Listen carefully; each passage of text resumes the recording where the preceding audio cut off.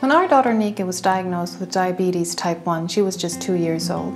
She went from being a complete healthy child to a child that needed approximately 10 to 12 insulin injections every single day and the same amount of blood sugar tests in her small fingers and small toes. I remember they told me it doesn't hurt, she'll get used to it. Unfortunately, that is not the case. When you're 2 years old, you do not understand why you need to do all of this. Today, Nika is 8 years old, and you can't tell by just looking at her that she has this diagnosis. She looks like any other child, but that is not the case. Nothing will ever be the same. Diabetes type 1 is one of the oldest diseases that we have, but still we don't have a cure. As a mother, I think we need to find easier ways of living with the diagnosis, and one way is getting the help from a diabetic alert dog. The bond between humans and dogs is truly amazing. Not only are dogs said to be a man's best friend, they can also save lives.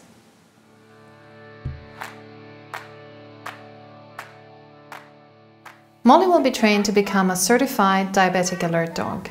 A diabetic alert dog is trained to detect blood sugar changes, to prevent Nika's blood sugar to become dangerously high or low. The dog's nose is so sensitive it can send an alert even before Nika is actually high or low. A diabetic alert dog will learn to get help if needed 24 hours a day. We started training Molly at the age of 4 months together with SOS, the Swedish Service and Hearing Association. Our trainer has many years of experience with training service dogs. SOS is a part of ADEU, Assistance Dogs Europe, which means that Molly is trained according to the international standard. Molly is going to work for Nika, but she will also be trained to report not only to Nika but to the whole family. In Sweden, the dogs start the official training program within SOS earliest at the age of 1, but should not be older than 3. But before the dog can start, it has to be examined by a vet so that she has no breed-related diseases and has to have x-rays of the hips and elbows performed. Also, an evaluation of the dog's personality needs to have been done so that she has what it takes to work as a service dog.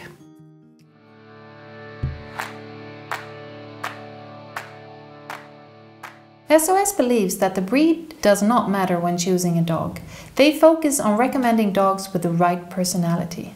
However, you should choose a dog that suits your lifestyle and fits with you and your family. The dog you choose should of course love to work and be eager to please. It has to be focused, well behaved, so she can work both within the home but also in public places. The dog needs to be friendly, of course, towards all people and other dogs. Cannot show any signs of aggressions or fear. Also, you want to select a dog that has a great deal of confidence and that is curious by nature.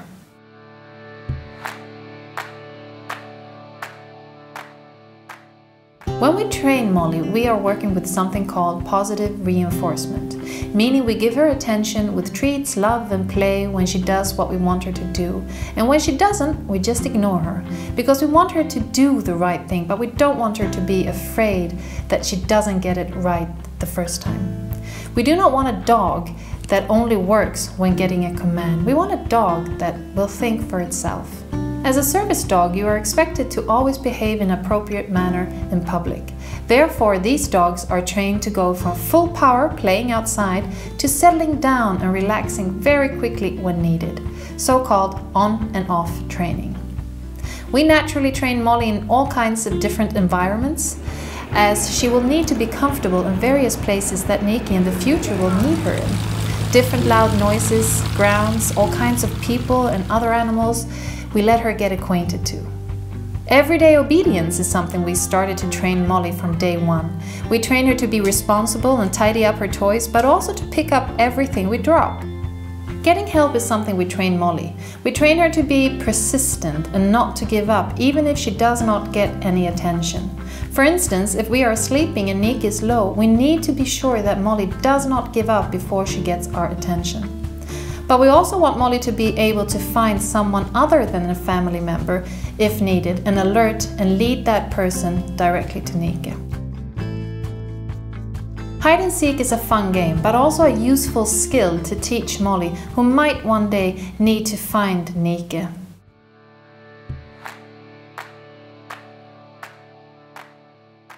The most important thing is of course scent training. We started introducing low and high blood sugar smells when she was just a puppy. The first step was for Molly to recognize a smell that was different. Once she recognizes that smell, we trained her to alert. High and low blood sugars does not smell the same way, so we are training Molly to alert us by bumping my hand when she smells a scent of high or low. And then I ask her, "What is it, Molly?" And if Nike is low, she will lay down, and if Nike is high, she will spin around. The purpose of the alert is for Molly to get our attention when she smells a change in the blood sugar. The next step is to train her to, by herself, figure out what to do when she smells a high or a low. She has her own cupboard in our kitchen. Here we train her to bring Nike what she needs based on her current blood sugar level. Most of the training is done when Nike is not around, therefore we keep samples of different scents from Niki in the fridge. We hide these samples so that Molly can alert to us whenever Niki is not at home.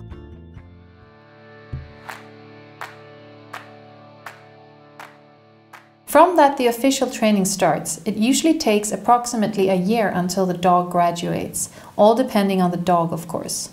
A year after graduation, and then each year during the period that the dog is active service dog, an annual test has to be done. This is to ensure that the dog and the handler, in our case Niki, maintains their knowledge. When training a small child and a dog, it's really important that it's not about the training all the time. They need to have fun, they need to love each other in order to become a really tight team. Today Molly and Niki are quite inseparable. Wherever you find Niki, you can be sure to find Molly. And she's always keeping a close eye on my daughter and keeping her safe.